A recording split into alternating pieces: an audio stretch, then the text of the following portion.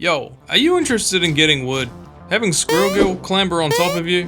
Perhaps even doing some 90s like you're playing Fortnite? Well then, we better take a look at the guy whose name you'll never forget, and his abilities. You'll go from Tiny Sapling to Chad Trunker. First up, we've got Vine Strike, because nobody likes getting slapped in the face with some wood. You'll be going around the battlefield, fisting people straight in their stupid faces, doing about 70 damage per hit. The range of Vine Strike is only 20 meters, but you're more than likely just going to be up in their grill fighting, so it's not such a big thing.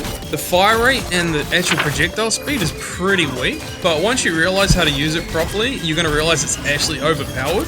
All of your abilities combo together at close range, so any sap that gets close enough is going to get turned to sawdust. But that's not to say you can't lay the smackdown on a storm that's trying to rain on your parade with your left click, especially if you've got a trash panda pocketing you. It's also best to aim for center mass because you have no critical hits as well.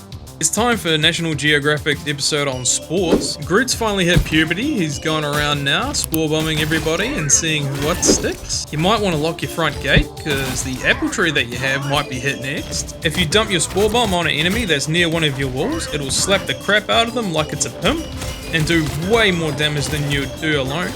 You can also dump it on a group of people, causing hay fever in the sniffles, and of course, a little bit of chip damage. When you get hit by the spore bomb, it actually explodes, dealing 55 damage, and then it breaks off into 6 smaller spores, doing 10 damage each.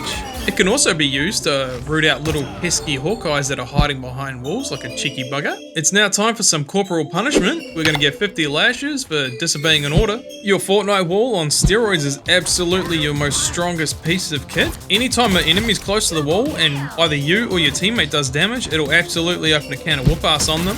You better hope that they're not into it though, because they might keep coming back for more. After you've hit shift, you can individually place the wall with left click, or you can hold left click down and drag it, and you can place 2 walls at the same time. You can also tap shift once again to cycle the orientation of the wall. The walls will block damage and healing, so you can save your teammates, or you can get some healing from behind cover. If you're so inclined, you can get creative and create a dungeon for the training AI. Your wood is so versatile that you can even build ramps to get you and your teammates up into some high ground. Don't forget to dismantle your creations so the enemies can't follow you up. And if you're looking for a safe place to log out, you can build your first Minecraft house. There's endless possibilities with the walls, it's just a matter of how creative you can get. Whether you're blocking enemies' escape route off, or blocking the line of sight to you so your friendly neighborhood backline arborist can heal you up.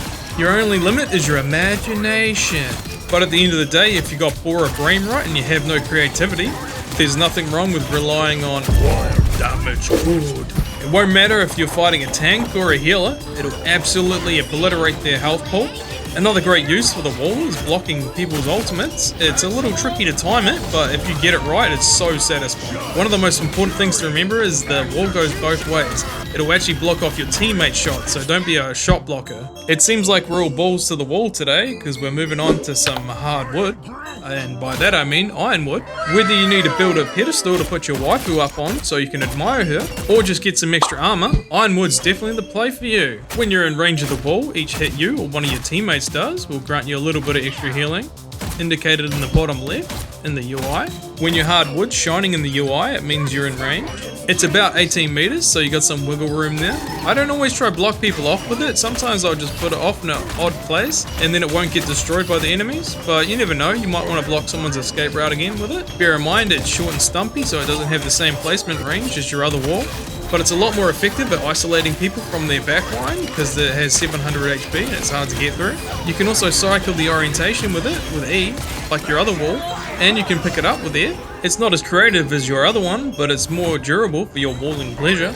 Now it's finally time to move on to our ultimate, Strangling Prison. Someone knocked on Groot for spreading his seed in the park, so Groot had to strangle them. That's how this ability came about. Anybody caught within the wooden tendrils of this ability will be sucked right to the middle and stuck there for 3.5 seconds, so Groot can have his way with them. If you hit an enemy with your ult near the wall, it'll cause it to go absolutely slapping crazy, dealing damage over time as well as the slapping damage. It pays to build a wall beforehand like your trump, just so you can get that extra damage. If you don't do it though, it's not a big deal, you still do a lot of damage. Your keyboard's going to be crying for mercy because you'll be spamming all your skills down at the same time to do maximum damage.